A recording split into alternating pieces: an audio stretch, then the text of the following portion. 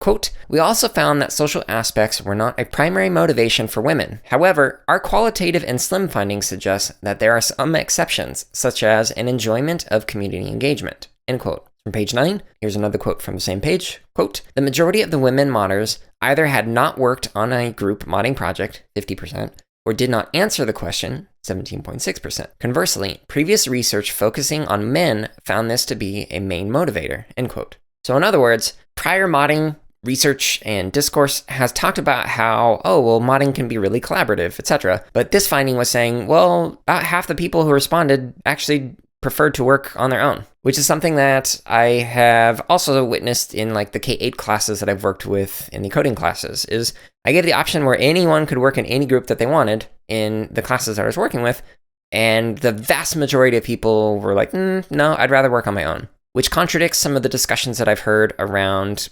programming for professional sake.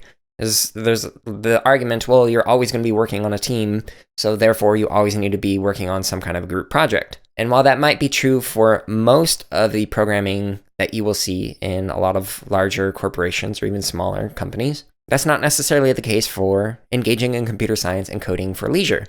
So something we need to consider is, are the practices that we are modeling in the classroom, are they there to support corporate practices? Or are they also there to support some of the things that kids can engage in when they leave the classroom and just want to do it for leisure? This excerpt of the CSK8 podcast is from episode number 64, which is titled Understanding Women Modders Using the Serious Leisure Perspective.